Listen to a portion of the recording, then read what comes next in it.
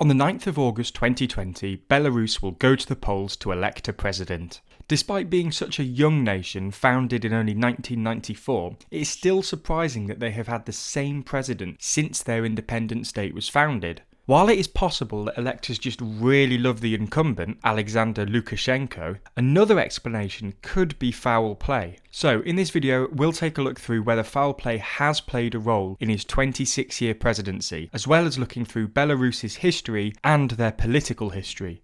Belarus was one of the first Soviet social republics that created the Soviet Union. It joined Russia as part of this union in 1922 and has continued to have a close relationship with Russia ever since. As with all members of the Soviet Union, nationalism was outlawed and was come down hard on. Belarus also suffered the same policies as the rest of the Union under the reign of Joseph Stalin, including the many purges of dissidents. Belarus also suffered many casualties in the Second World War. One estimate is that a quarter of the population lost their life.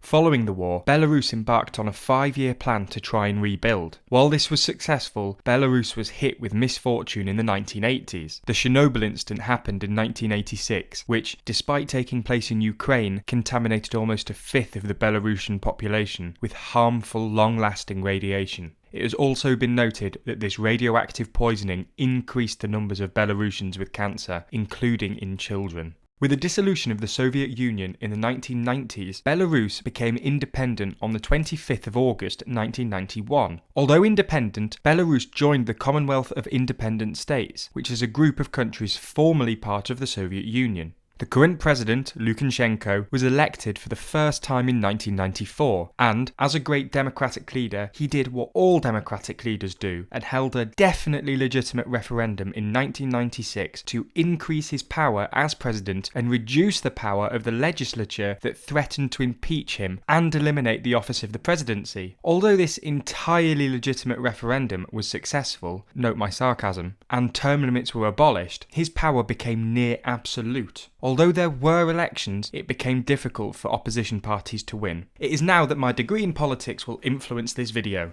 There is a term used in political academia called competitive authoritarianism. This term comes from an article by Levitsky and Way and was actually used to describe post-Soviet countries such as Belarus. The term is used to define countries that are not technically authoritarian, but also not democratic. They are technically democratic, and opposition parties are legally allowed to partake in elections, but the obstacles they encounter along the way make it realistically near impossible to win the election. To be classed as a competitive authoritarian regime, a country must be lacking one of the following: either free elections, where the voter feels that they are able to choose whichever candidate they like, protection of civil liberties, such as the freedom of press, religion or association, or what is known as a level playing field, basically the incumbent using state power to ensure that they are re-elected. Formally, Belarus does not contravene any of these principles. Firstly, Article 1 of their constitution establishes Belarus as a democratic social state, and Article 3 claims that the people shall be the sole source of state power. Not only this, but Article 4 makes the claim that the ideology of political parties, religious or other public associations, social groups may not be made mandatory for citizens. These articles clearly demonstrate that free elections are protected in the Constitution, and thus Belarus does not violate this principle. Secondly, Article 16 of their constitution states that religions and faiths shall be equal before the law. In addition to this, Article 31 makes clear that everyone shall have the right independently to determine one's attitude towards religion, to profess any religion individually or jointly with others, or to profess none at all, to express and spread beliefs connected with one's attitude towards religion, and to participate in the performance of acts of worship and religious rituals and rites which are not prohibited by the law. Clearly, freedom of religion is enshrined in the Constitution. In relation to freedom of the press and association, Article 33 of the Constitution claims that everyone is guaranteed freedom of thought and belief and their free expression. Article 33 goes on to claim that no one shall be forced to express one's belief or to deny them, no monopolisation of the mass media by the state, public associations or individual citizens, and no censorship shall be permitted. And in relation to freedom of association, Article 36 of the Constitution is fairly explicit. Everyone shall be entitled to a freedom of association. So, pretty clearly, these articles demonstrate that freedom of religion, press, and association are protected in the Constitution, and thus Belarus does not violate this principle. And lastly, Article 4 should ensure that there is a level playing field between candidates, as it states that democracy in the Republic of Belarus shall be exercised on the basis of diversity of political institutions, ideologies, and opinions. The ideology of political parties, religious or other public associations, social groups, may not be made mandatory for citizens. No political party, therefore, should have any control over citizens, and the Constitution specifically allows for diversity of ideologies and parties.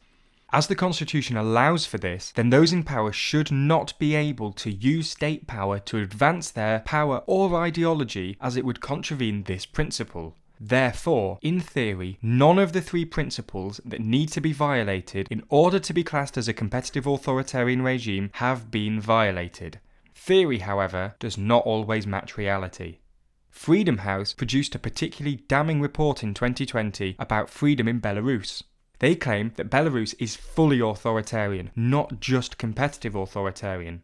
As part of this report, they have observed that media coverage fails to help voters make informed political choices. They've noted irregularities in vote counting, restriction of freedom of expression during the campaign period, candidates that are loyal to the president won every single seat in the legislative elections of November 2019. The Organisation for Security and Cooperation in Europe noted that some ballot boxes were stuffed and observers were not allowed to watch the counting of ballot boxes.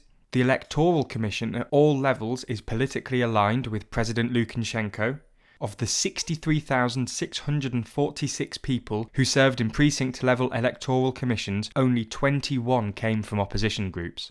Presidential decrees have more power than laws passed by the legislature. This means that the president can effectively do what he wants unchallenged. Journalists work under the assumption they are being monitored. There is a law that states that the honour and dignity of high-ranking officials should be preserved. Journalists are regularly arrested for doing their work. Protests require permits, which are unsurprisingly often denied. The President appoints Supreme Court justices. And a law signed in 2002 prohibited certain religious publications, and the Belarusian Orthodox Church is given special privileges.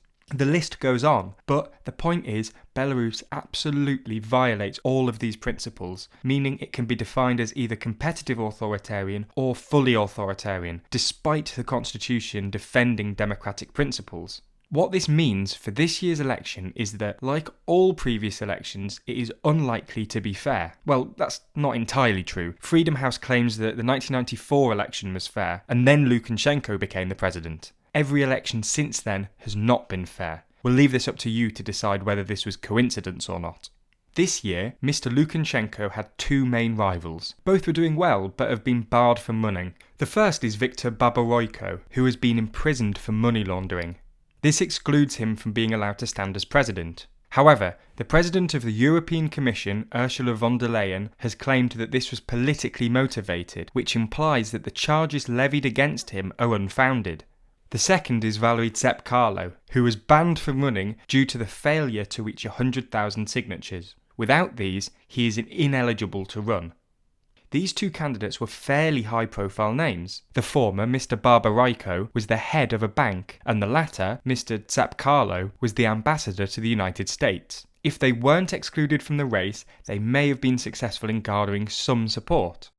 Zahej Zitkanowski was a YouTuber who regularly criticised the government. He was associated with the Stop the Cockroach movement. Again, unsurprisingly, he was detained and barred from standing.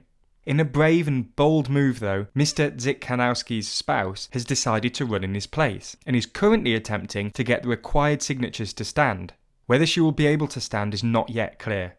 She has been backed by both candidates, who have been banned from standing.